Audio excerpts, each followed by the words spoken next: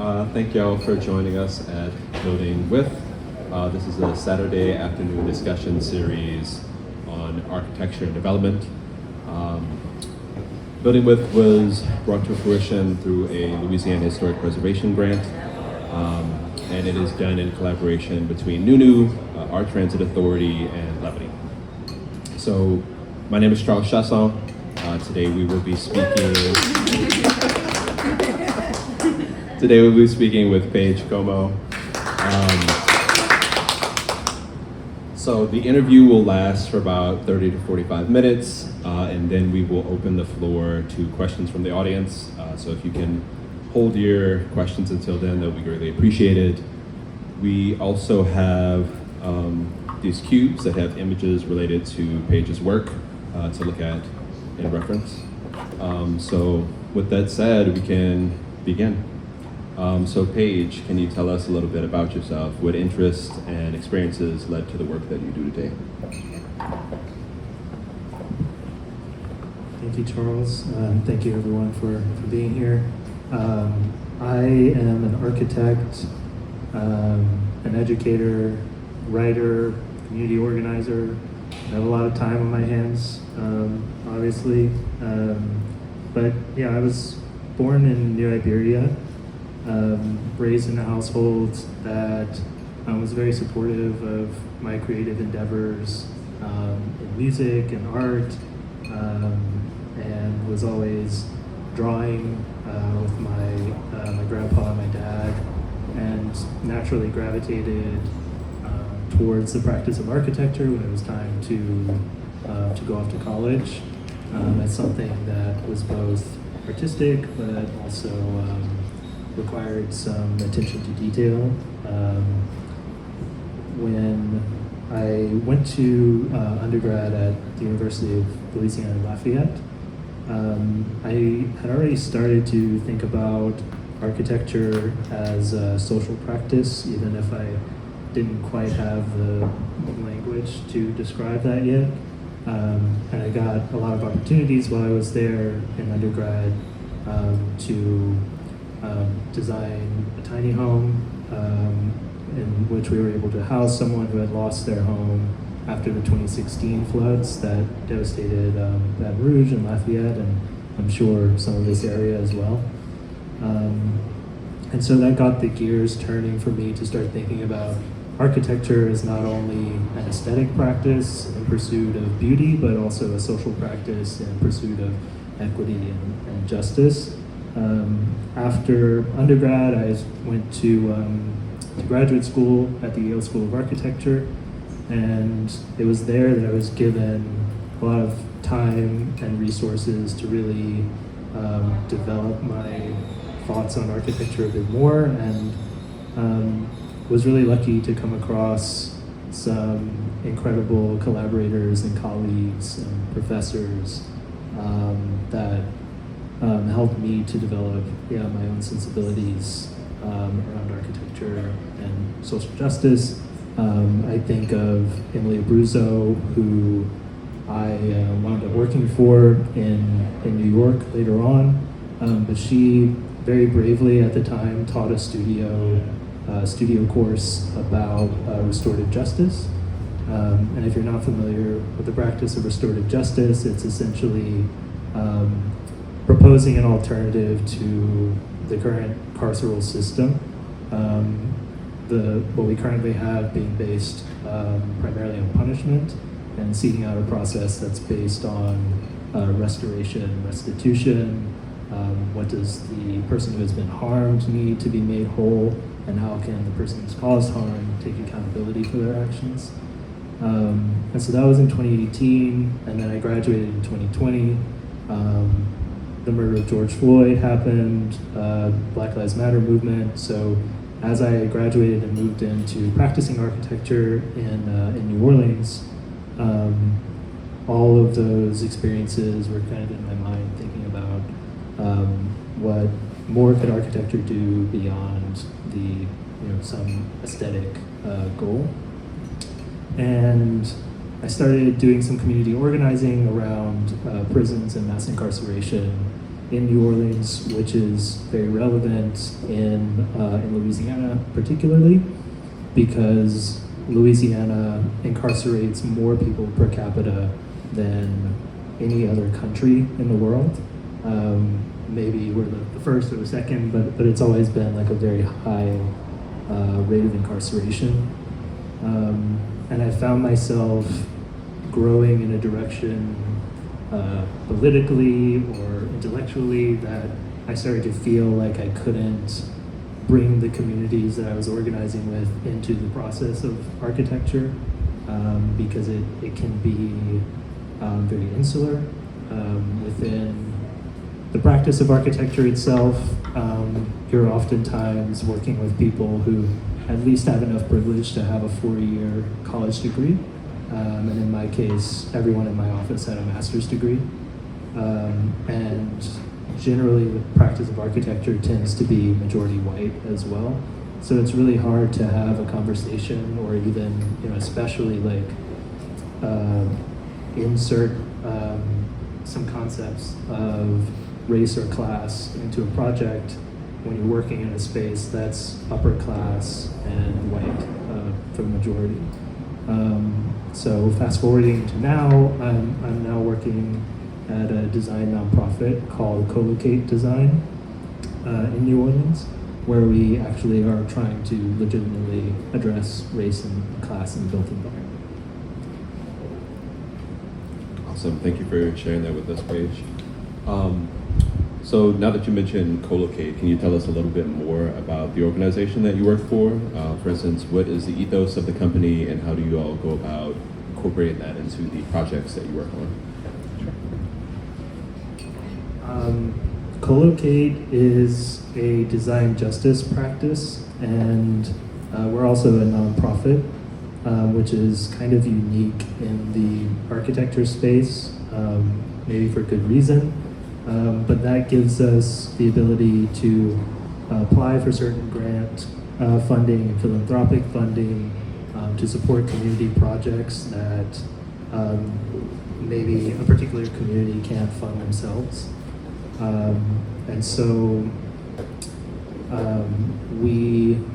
our ethos is, we believe that for every injustice in the world, there is an architecture that is designed to support that, and that potentially there's a way that we can also design for justice as a way of repairing those past harms.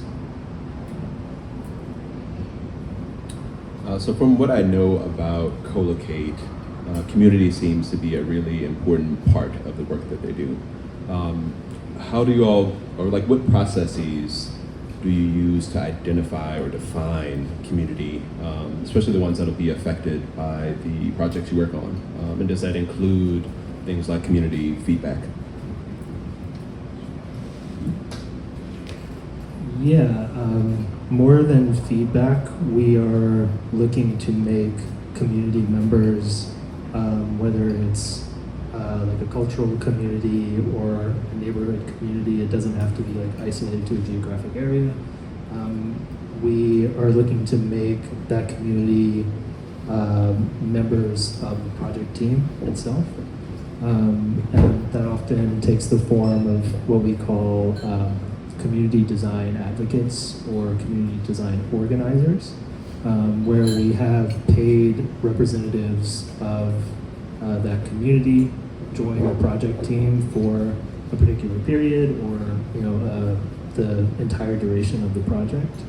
And it really allows us to be a bit more responsive when it comes to decisions that traditionally might get made behind a curtain. Community members who are having all of these conversations like outside day-to-day life are able to sit at the table and flag concerns, or like advocate on behalf of themselves or their community for aspects of a project that would otherwise might be cut or might be looked over when those voices weren't in the room. So yeah, we definitely strive to take a backseat to community voices in the process of engaging in a project. I don't know if I got the full question in there. I guess how would you go about initially finding those representatives? Sometimes I think those community members will reach out to us, but sometimes, in other cases, when a project is initiated by a municipality rather than a community or like a private entity, there will be public meetings and block parties and like interfaces with people who are in those communities, and we have the ability to learn more about them, propose, working with one individual in particular. I think it just varies from project to project. I love the idea of having a block party, so just kind of get everyone together in a kind of event that's centered around joy. It seems to kind of let the pressure off of the rest of it.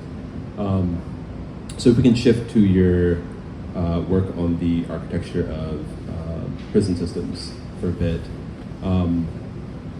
What role did community feedback play in the view of what needs to be changed or abandoned altogether within those kinds of systems? Yeah, thank you. I think for me, the research that I've done with regards to prisons and mass incarceration in Louisiana has only been bolstered by speaking with people who have actually been impacted by those systems. All of us have some kind of relationship to the carceral system in our state. Even if we think we don't have a relationship, that is a relationship in and of itself, because it's a kind of the privilege enough not to be concerned about that on a day-to-day basis. And I think a lot of the research that went into this book that I was able to publish with Antenna, which is an arts institution in New Orleans, couldn't have been done in theory or in isolation.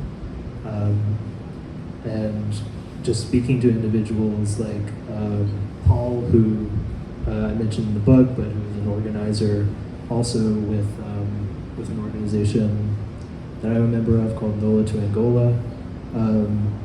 People who have been incarcerated in these spaces for upwards of 3 decades can really give you a lot of insight into how the space is operating, how the space has changed. It's a thing that's also intentionally designed to be hidden away. The prison system, occasionally you'll pass one on a highway, but with Angola, the state penitentiary here in Louisiana that I write about in the book, it is intentionally pushed to the margins. It's very far away from most municipalities, and it's similar to the private prisons that have been turned into a lot of the ICE detention facilities around the state. So this information is inherently going to be difficult to access, and you can only do so much research online. So it's very important to hear from, but also center the voices of people who had actually lived these experiences, because I could not imagine what some people have gone through. So. Thank you for sharing your insights. Can you tell us a little bit more about your book and what you learned from those people? What's the name of your book? Yeah, sorry. So the book is called Supermax. It began as backing up a bit further, I guess. I organized in New Orleans with a group called NOLA to Angola. We are a bike ride fundraiser, so we bike 170 miles from New Orleans to State Penitentiary, and we raise money for people to visit their loved ones who are currently incarcerated, with the feeling that there's a day when those people will no longer be incarcerated, and visitation is a huge morale boost for a lot of people to keep them attached to reality and attached to their families. So when I was participating in this bike ride initially, I was interested in personalizing my fundraising page a little bit, as an architect, thinking about, well, who designs these spaces? That's something that we don't really learn about in school. We learn about designing housing and libraries and a whole myriad of things. But prisons are also very intentionally designed by architects, and so I was curious about it. And when I did the research, I was shocked to find that the architects who designed Angola Prison had also designed the Superdome in New Orleans. Have you ever heard of that? And yeah, that took some time to process, just because there's a sense that architects tend to be on the progressive side of things. They're designing these the Superdome, whatever you think of it aesthetically, I could take it or leave it, but it's an impressive structure, truly, and for a long time was one of the largest dome structures in the world. But they can design very celebrated structures that are very visible and serve as an identity for a particular city. And they can also design these darker things that get pushed away to the margins and serve as repositories for the abolitionist Angela Davis would say, for the unwanted people in our society. And so I really wanted to dig into the psyche of that practice a little bit and understand. The book is broken into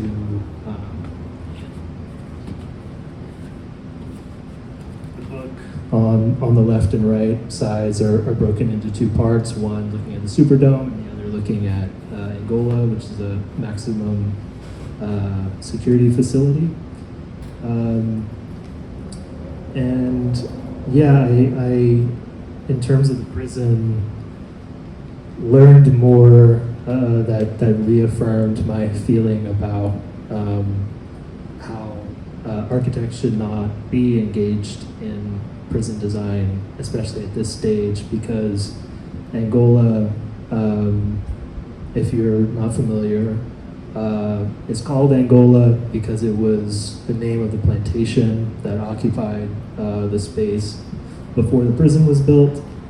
And the plantation was named after Angola, the African, today it's a country or a nation, and back then I suppose it was a kingdom, because that's where a lot of the enslaved who were on that plantation were taken from.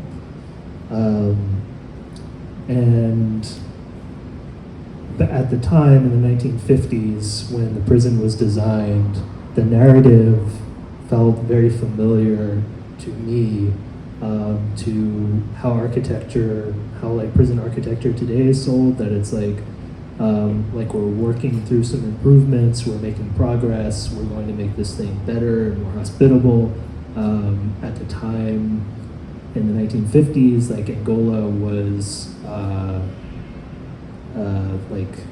smattering of sheds and very honestly very horrible places to be. But the construction of that prison by Curtis and Davis architects and engineers didn't really improve the outcomes of the system as a whole. And I would argue, as I do in the book, that it actually perpetuated the system of mass incarceration. Don't quote me on this, but in the 1980s, I think, the war on drugs, Ronald Reagan, there was an explosion in the prison population, and Angola was built large enough to accommodate an influx of prisoners. So in a way, it's presaged this trend, and I think that's an architectural problem. And that's something that was a deliberate choice on behalf of the society at the time, the architects, thinking at the time. So you'll hear a lot of similar language today, I think, about like how prison conditions might be improved if we just, I don't know, if we paint the walls a different color or something, if we paint them yellow, it will make people happier, but like we're still not really addressing the underlying systemic problem of mass incarceration in the United States, which is explicitly like racial and exploitative of labor, especially at Angola, where if you keep up with the news, there's a yearly call to end what's known as the farm line, where people who are incarcerated at Angola work for 2 cents a day. It's either a day or an hour, but regardless, it's too little to be, to work the fields at Angola, to raise cattle and crops, and those products are sold on the open market to corporations, grocery stores, and so like our food system is directly tied to like labor exploitation at Angola that you can trace all the way back to chattel slavery in the United States. So overall, trying to get back to your question a little bit, learned a little bit more about where I stood on that issue, but also just like speaking to people who were incarcerated there, or speaking to lawyers who have clients who are incarcerated there. It's not such a simple thing in terms of like being a prison abolitionist and thinking like, okay, like our goal is to eventually close this place because it is, it has no air conditioning, it's a concrete box, and my air conditioning went out a couple of summers ago, and like I was miserable, and I had a couch and a bed and a family in the space. So it's like I think it's complicated because while closing a facility like that is an ultimate ambition, we also have to consider ameliorating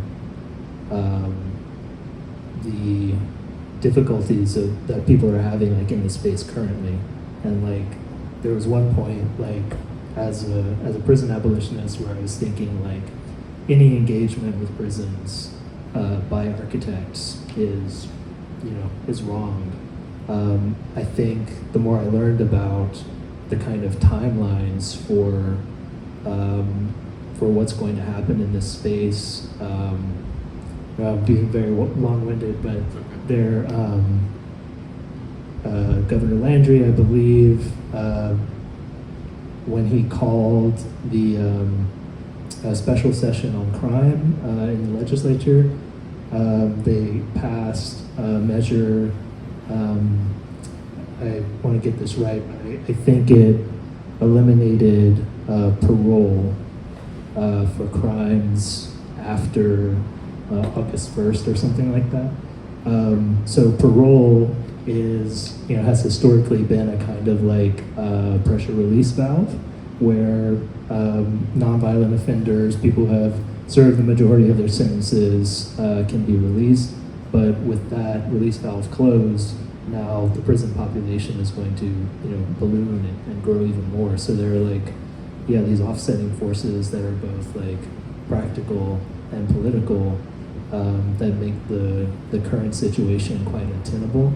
And so I started to come around to the feeling that we do have to advocate for measures like air conditioning in the meantime, with a far off vision of how that space is wound down over time. Yeah, thank you so much for sharing your insights, what you learned, and from the prisoners themselves, and what your book is about. So from what I'm learning about you is that your architectural practice involves a lot of activism and organizing. What have been the joys and the challenges of combining your work with issues that you are passionate about? It's a very thoughtful question because the challenges are just that there's a lot of emotional exhaustion involved in mixing those two. When I had those worlds a bit more separate, I think I was able to compartmentalize a bit better.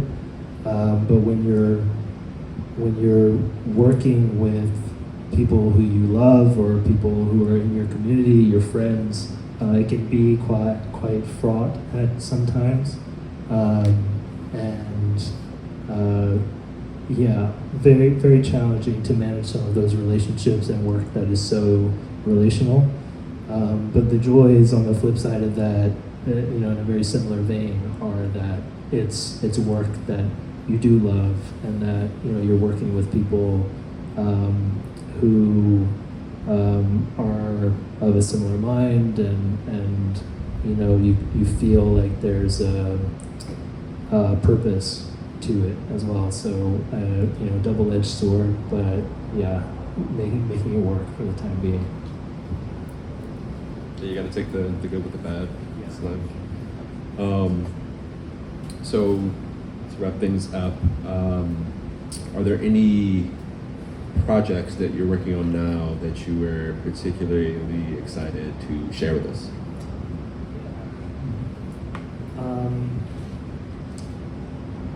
So co-locate, which I hadn't mentioned before, maybe is it's called that because it's like a blend of the word co-locate and colloquial. And so the co-locate part is that we are based in New Orleans, but we also have an office in Portland, Oregon. And so a lot of our work spans those two cities, and in Portland, we're right now developing a CDO, CDA, Community Design Organizer and Advocate training program.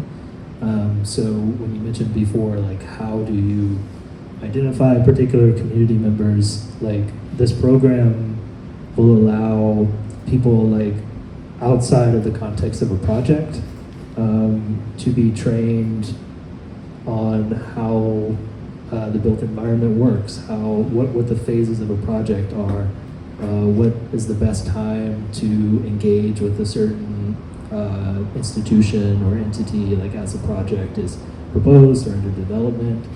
So we're really excited about that, and like having a cohort of people who are interested and engaged to like advocate for their communities in projects that like we might not be involved with, but kind of rises all boats, as it were.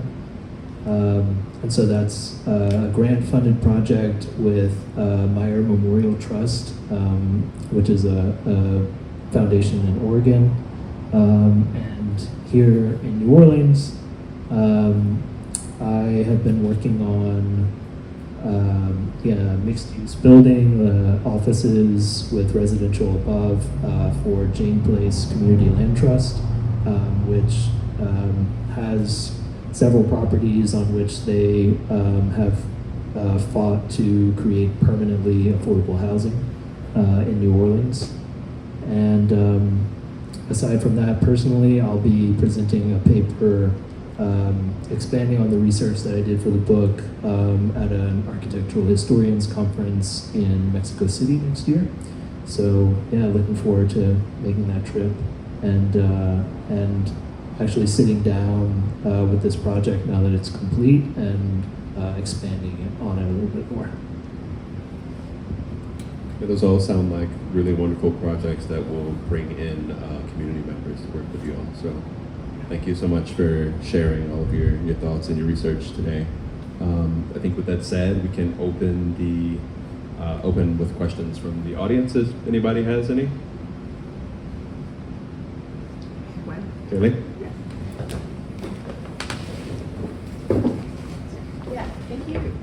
Thanks so much for your comments. I think one thing I had not put together until I heard you start speaking about it, sorry, was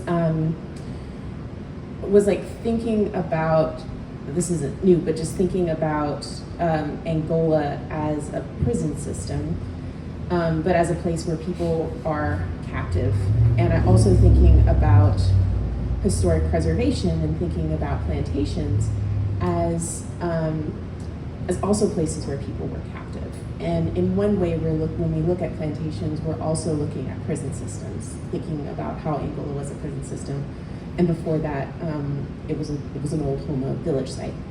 And so, like, when we're thinking about abolition, like, it made me think that there is a possible future out there where someone would have a wedding at Angola.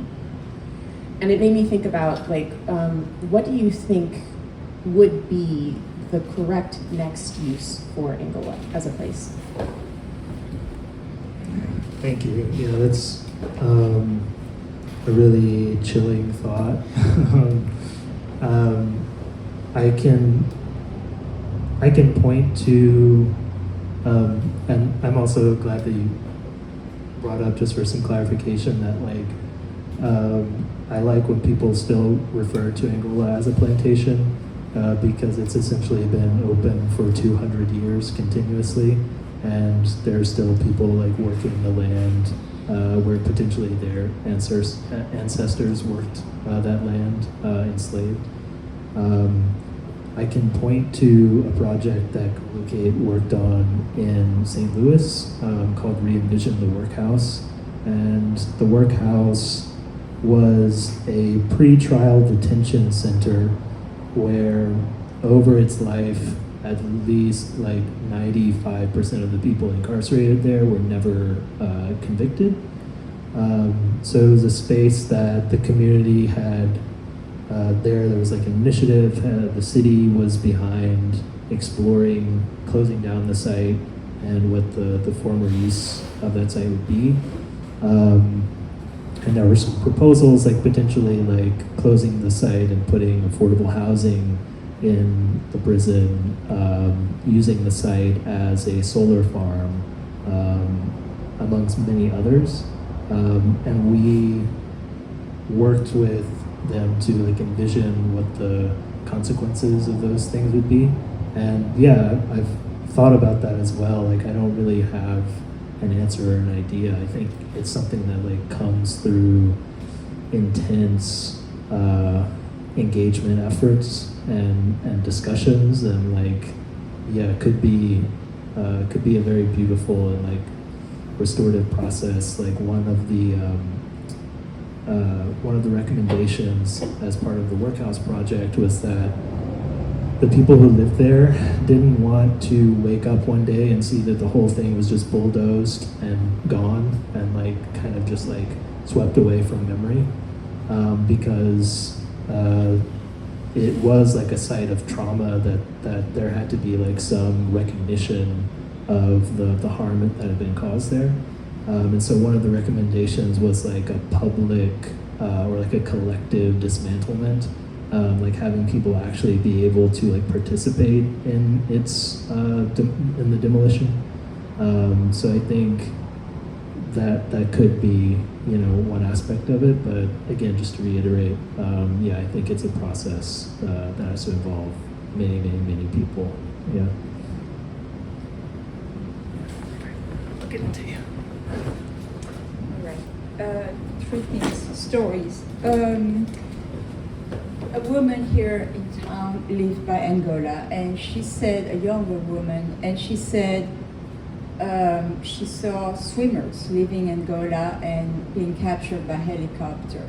So it's hard to hear. I went to Angola rodeo 1985. It's difficult to hear, and it's difficult to be. I come from Belgium, and I retired from Carampo High.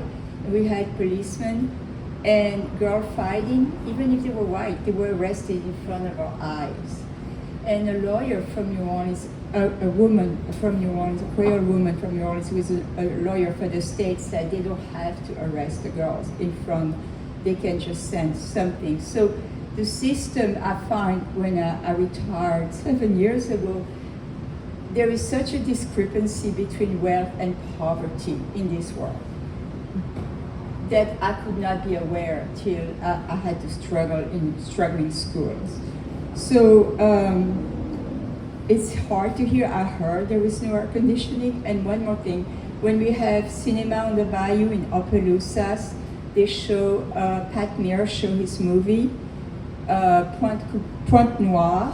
It's an area near Eunice, and it was hard because his wife works for a death penalty. She's a lawyer, and it was hard to see how the man was shackled and had to walk. And finally committed suicide because he was able to get something to move on to another place. So I don't know if there are active movement. I lived in New Orleans, and now my own daughter, who lives on the North Shore, said, "No, you can." My daughter, when she was 5, she said, "I want to go to that place that looks like Brussels," even though she's American. And now her daughter is 5 years old, and she says, "No, Mom, you cannot take her anymore to the French Quarter." So you shared a lot. I'm grateful that NUNU is hosting that you can come and share. And I taught at Iraq, not too far from you, Iberia, by bird. Iraq, yeah.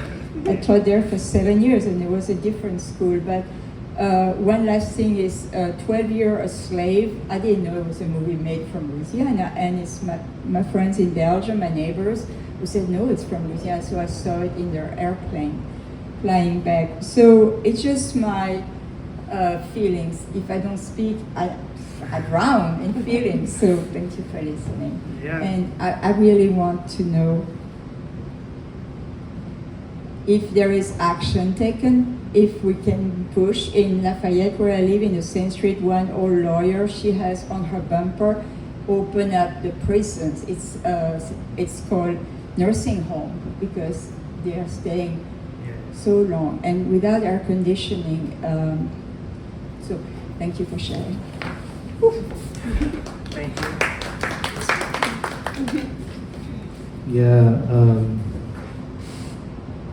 Yeah, I really appreciate you sharing that.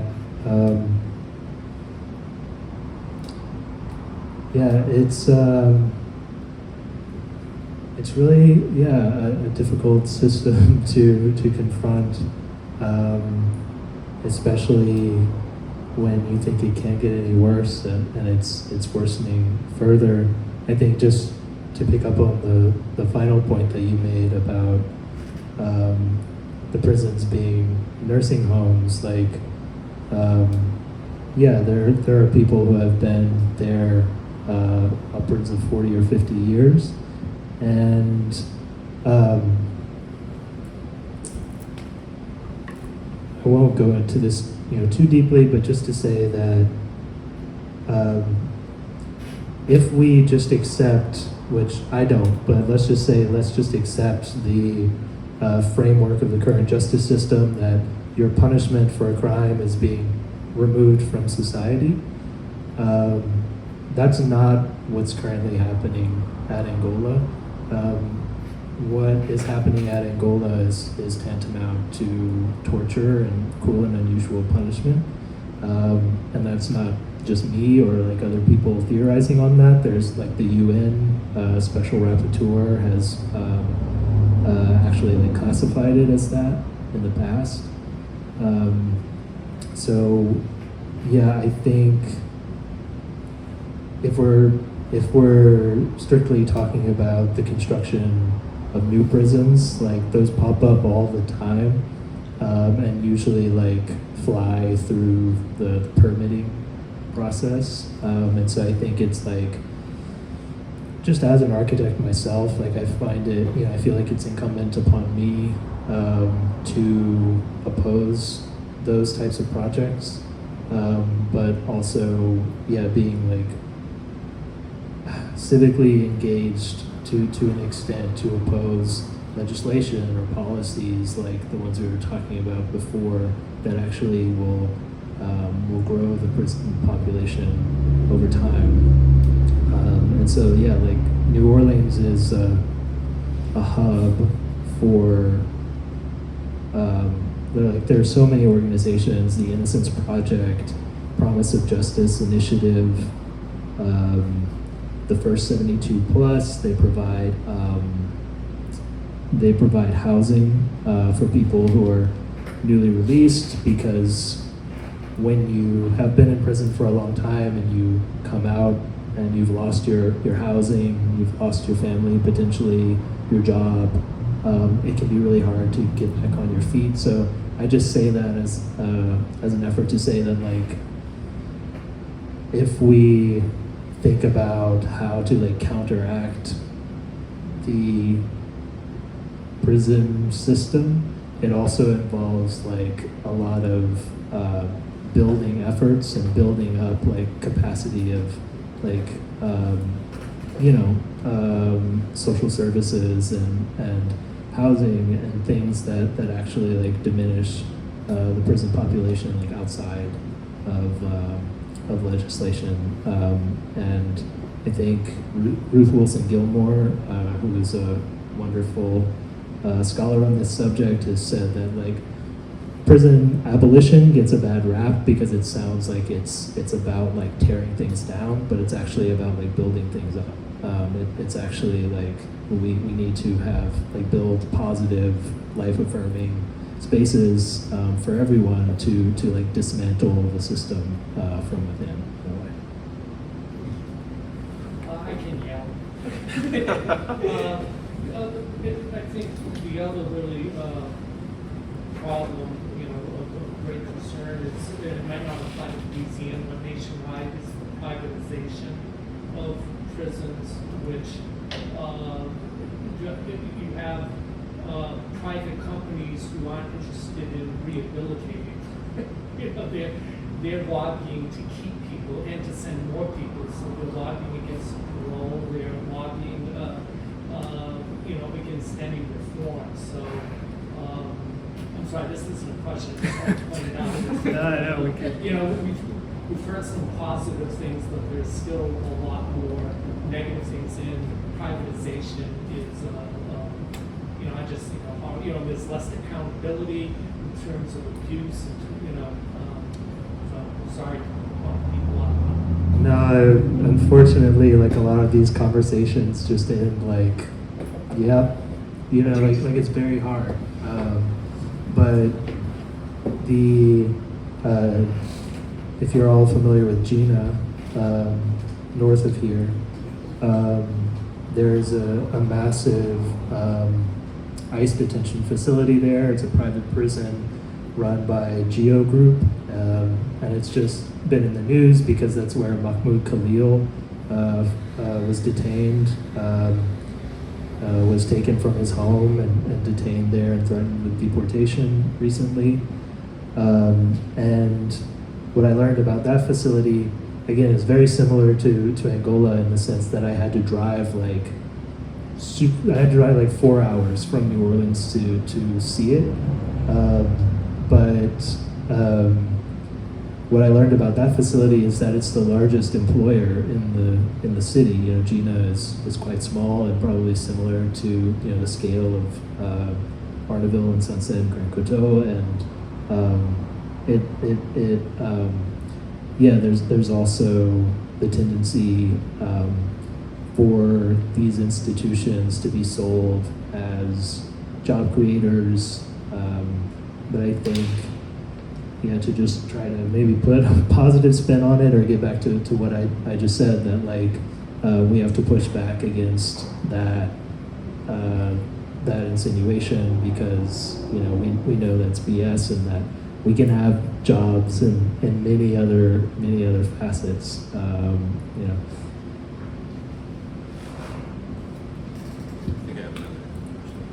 I have a statement and a question. So, I come from a family that has had a lot of imprisoned people. My dad was in and out of prison throughout my life. My uncles, a lot of my cousins, or a few of my cousins, and they're just people. I can see the connection between how they grew up and the culture that they were within, and the choices that they make or the mistakes that they made.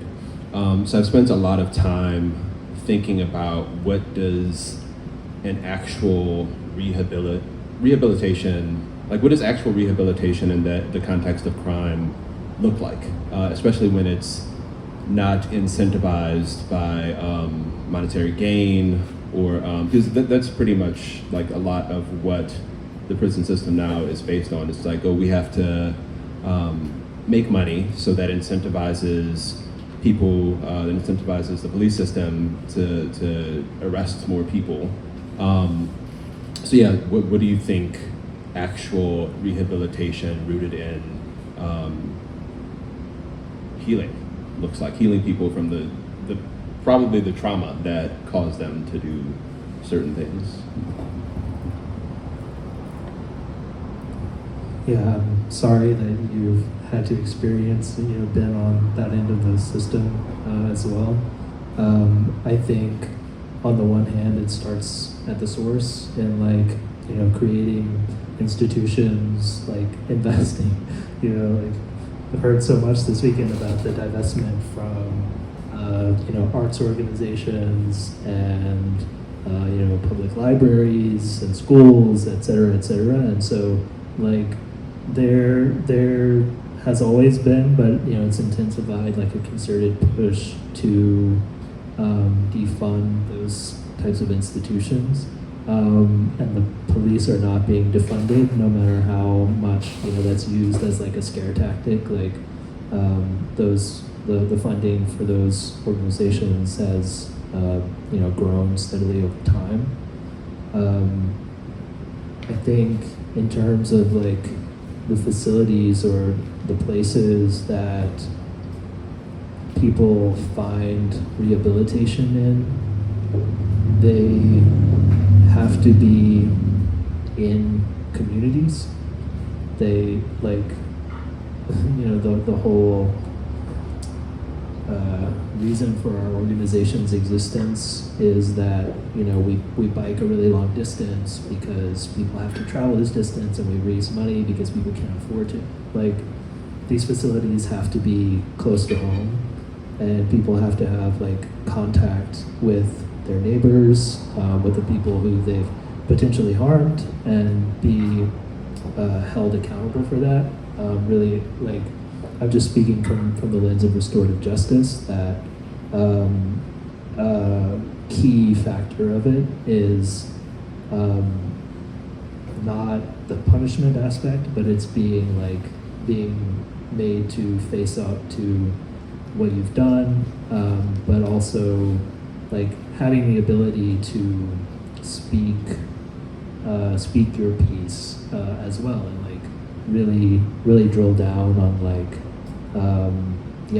the sources of your own life story, like how you ended up in this place, how like you said, and again, that's something I learned too, that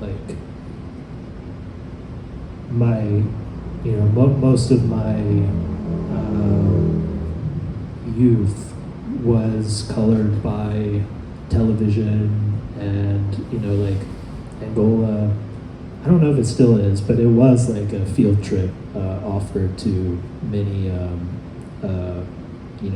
elementary and middle schools, and just with the sense that these people are scary, these people are bad, they're different than you. And I think having these institutions, whatever form they take, be close to community is the first step for repairing some of that harm.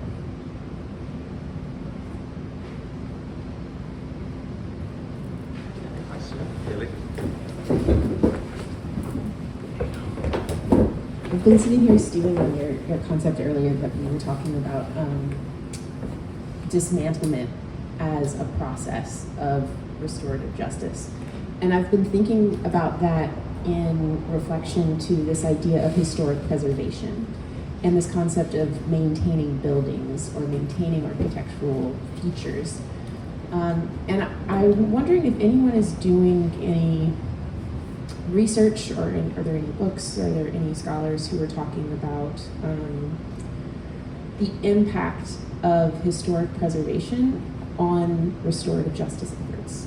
Like, what does it mean for communities to be preserving, or funds or people to be preserving places that were places that were abolished, but we're still maintaining these places as something of value? This is going to be a very short answer. I don't know. I'm not familiar with any efforts to that degree. But at least in New Orleans, like the historic preservation movement, which is very unique in this country. The historic preservation movement in New Orleans, I think, has traditionally been exclusionary. It's been about like maintaining kind of like idealized version of the past, and I think that actually I do have a good answer for you. Okay, so yeah, like it's been about like maintaining that idealized version of the past, but it makes me think about like the plantations that you mentioned earlier, where like there's also an aspect of that in the preservation of those spaces. I went to school at UL Lafayette. There, next to the art museum, well, the old art museum is designed in the style of a plantation home, but it's actually like a direct copy of a plantation home, I think in Tennessee or something like that. And so there are like these kind of like these symbols that are just taken for granted as like, oh yeah, that's just like I don't know, it's just a stylized version of a plantation, but it's actually like pulling through these legacies, like into our modern world. And so I think just being like conscious of that and having some like acknowledgement that when you like enter those spaces, like what they represent and what they signal. We talked about it this weekend, the Whitney plantation in a little bit outside of New Orleans, but actually, it's a preserved plantation, but I think it has some of the most intact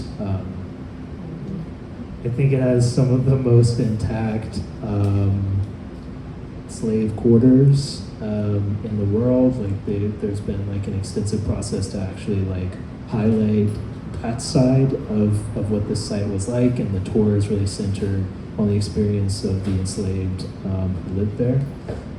So like preserving those kinds of like negatively charged spaces, I think, can also like work in the positive if the narratives we're telling about them are true.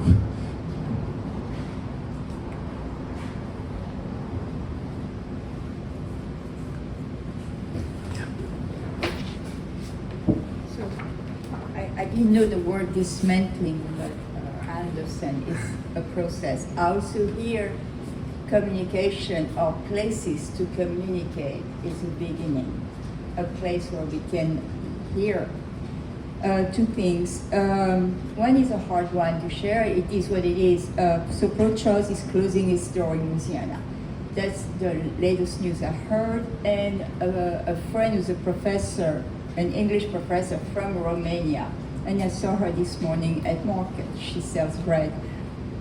I asked her why, when I was in Europe growing up, we saw horrible pictures of Romanian orphans in orphanage, babies. It was squalid. She said, wait, it's coming here too. When they're going to abolish pro-choice, she said in Romania we were only not allowed to have abortion. Okay, so it's going to come here too. So this is what that English professor shared from Romania, English professor here. Second, Texas is building its prisons according to how many kids failed third grade. So those are hard things to hear, and I'm glad I have a place to share because we're not meant to carry that. So I hear we need to build bridges. I don't know what else, but I don't know how to build a bridge. Okay, thank you. I'm glad you shared that with me because it's something that I wasn't aware of. But I think that just like speaks to the absurdity of it all, right? That like we or they or whoever don't confront the problem of education with better education. There's just a kind of like a distant solution, or it feels kind of like a giving up maybe a little bit. Gets back to a lot of what we were saying about like investing in education, especially because it's so powerful. Because it produces the knowledge like about all these spaces. It allows like people like me to be able to research these things, right? So. And the last thing is hope. In the French immersion schools around town, a lot of the teachers are the children of North African immigrants who came to Europe, who live in difficult areas, squalid conditions, my words, in different clothing too, and their sons or daughters are teaching French immersion in Sunset or other areas. So I find there is hope because those people are able to move faster to live life. So there is a hope there. Otherwise, in Europe, we are very stratified. We don't meet the immigrants. So yeah, here. Yeah. Just because you brought it up too, though, I think like France, especially the United States, need to pay reparations for what they did in Africa. Like it's and if you know historically, like I think a lot of people look to Haiti and the Haitian Revolution as like basically one of the only successful slave revolts in modern times. I believe Haiti eventually had to pay France back for the lost revenue on the plantations in Haiti, right? So it's like, I think, especially, what we see happening in Gaza today, like there's some restitution that needs to be paid by the global north and the west. And yeah, like being aware of those histories and like not losing that lineage, like you said, especially like I remember French immersion, like when I was in elementary school, and it's a powerful program to like keep those traditions and those stories alive because it's not just I like that you said it's not just like contained to Acadiana and that story. It also is like a global story as well.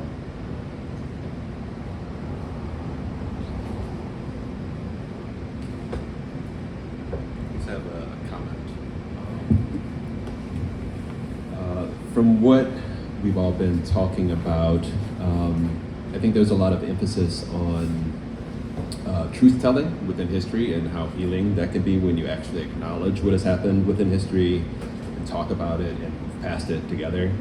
I also think education, like emotional intelligence and empathy, both of those things have become kind of like demonized in current times. But I feel like they are crucial for both like rehabilitation in terms of people who commit crimes and also just getting along with people. Like there's a guy named Robert Sapolsky who studies the neurobiology of behavior. And like crime is higher when it's hotter outside. So there's a link between stress and impatience and crime. So I just think it would be cool to like for those things to be taught and utilized within healing and just like restorative justice, just whatever systems we have to create. Yeah. I don't know. Yeah, I'll respond and then I'll let you have the last word. Yeah, like you mentioned heat, but also like it reminds me. I think I've heard that like lead poisoning also like fits into that narrative. Like there's an area in New Orleans called the Desire area, and there's a neighborhood called Gordon Plaza that was built. It's a black neighborhood. It was sold to people, I believe, like in the post-war era as like cheap housing, but it was built, explicitly for black people on a toxic landfill. Like it was on a landfill that had been capped, and it's only, now, like in this century, that people are dying of the cancers and lead poisoning associated with this like landfill in particular, and like that's just to say that as an educator myself and thinking about like what kind of things are we like communicating in the classroom, understanding that like urban planning and some like explicitly like racist aspects of it also like have contributed to the prison system, which we've been talking about, but like we would never trace that all the way back to like redlining and like positioning like certain communities in certain areas, which just so happen to be more toxic and just so happen to be more conducive, emotionally to certain behavioral patterns. Yeah. All right, any other questions or statements? All right, Paige, thank you so much for coming here to NUNU to talk with us. We really enjoyed having you here. Thank you to the team that put this together. Thank you to NUNU, George Marks,